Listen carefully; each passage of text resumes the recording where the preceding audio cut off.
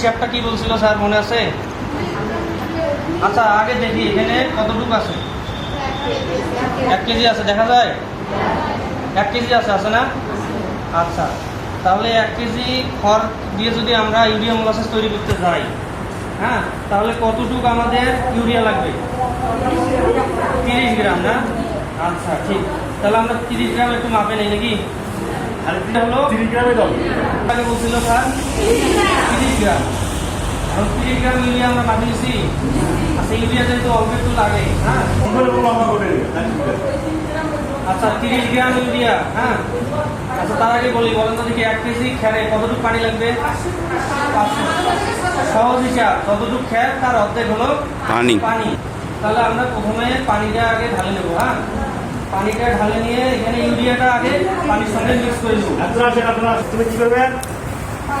পানির সাথে কি দেবো? ওইটাই সার একটু মিশে না।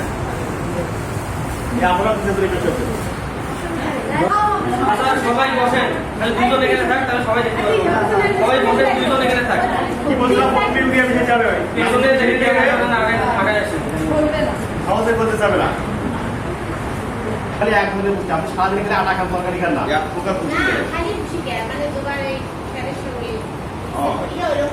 হ্যাঁ, ভিজেলে একটা আসান করলাম, যদি আমরা বোঝাই না প্রথম বিষয়ে করতাম মুসলিম বুঝতে পেলেও করতাম হচ্ছে বেশি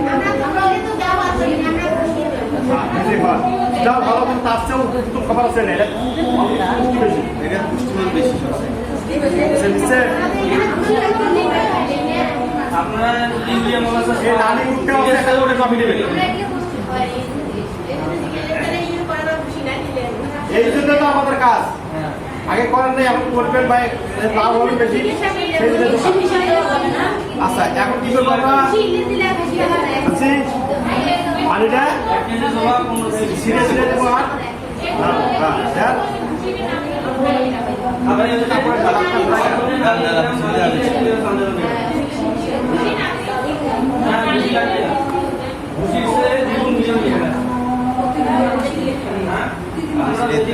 অনেক বেশি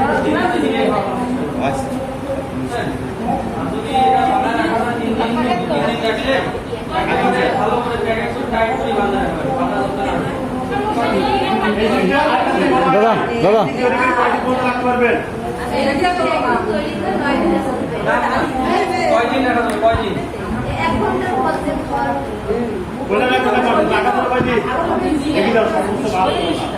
সর্বোচ্চ 72 ঘন্টা বা 3 দিন, সর্বোচ্চ 3 দিন। সকালবেলা তৈরি করে বিকেলবেলা দিয়ে গণনা করেন না।